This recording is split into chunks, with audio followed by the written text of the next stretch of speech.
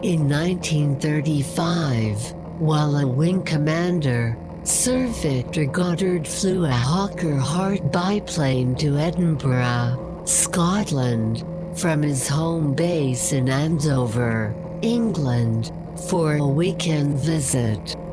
On the Sunday before flying back, Goddard visited an abandoned airfield in Dream, near Edinburgh, this location being closer to his final destination than the airport at which he landed.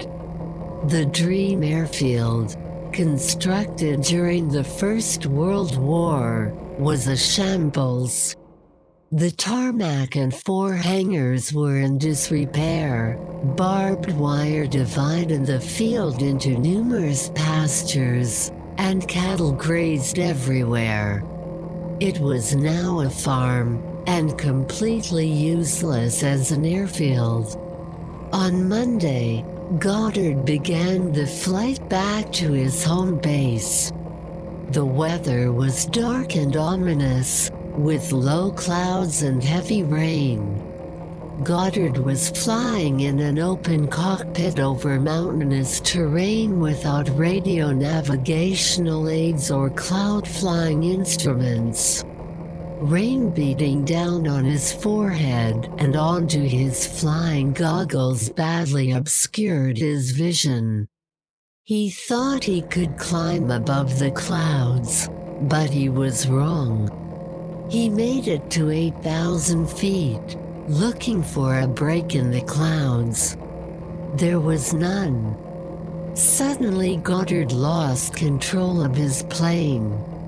It began to spiral downward. He struggled with the controls. He could speed up or slow down, but he could not stop the spin.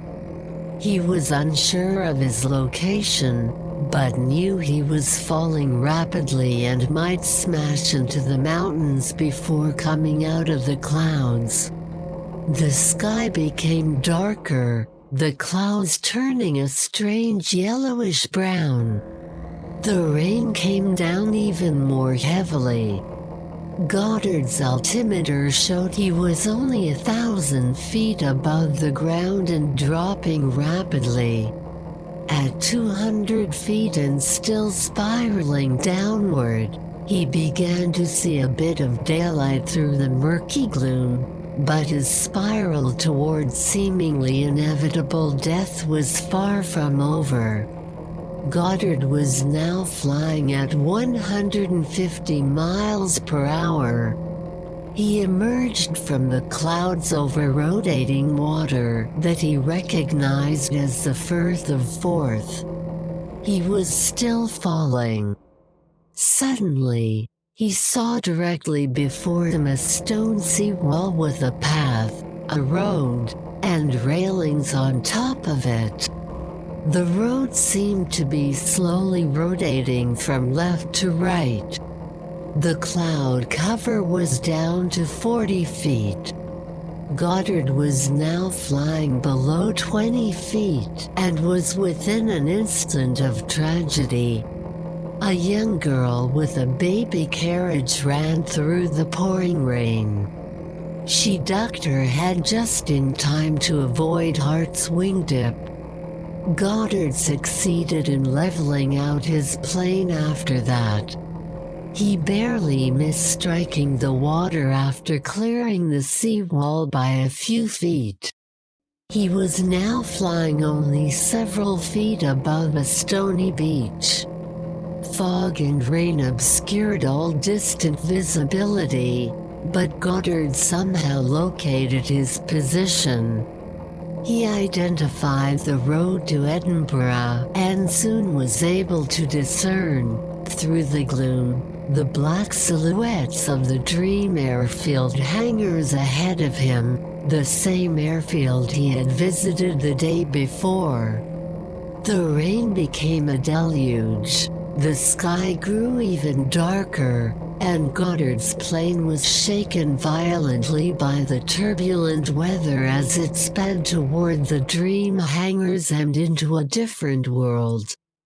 Suddenly, the sky turned bright with golden sunlight. The rain and the farm had vanished. The hangars and the tarmac appeared to have somehow been rebuilt in a brand new condition. There were 4 planes lined at the end of the tarmac. 3 were standard Avro 504 N-trainer biplanes. The 4th was a monoplane of an unknown type. The RAF had no monoplanes in 1935.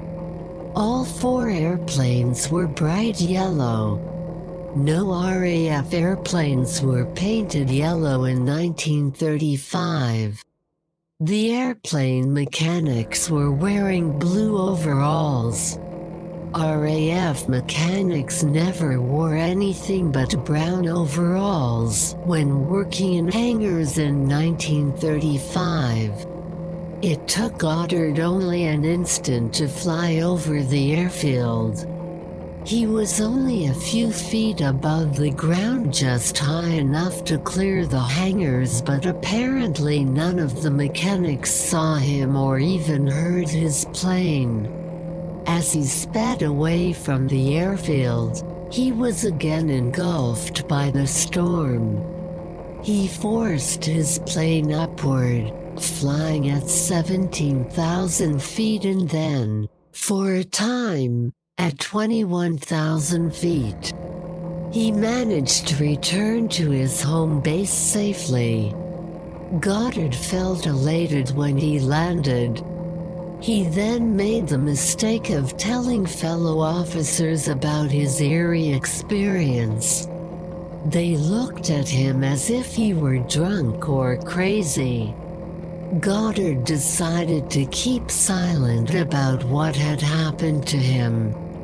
He did not want a discharge from the RAF on mental grounds. In 1939, Goddard watched as RAF trainers began to be painted yellow and the mechanics switched to blue coveralls. The RAF introduced a new training monoplane exactly like the one he had seen in his flight over Dream. It was called the Magister. He learned that the airfield at Dream had been refurbished. Another 27 years went by, but Goddard never forgot what had happened. He played it through over and over in his mind. It was not until 1966 that he wrote of this experience. Over the years he had become convinced that there was no way he could have known that the RAF would change the colors of their trainers and their mechanics' overalls 4 years before these changes took place. Goddard finally concluded that he must have glimpsed the future or even traveled into it for a brief moment in time.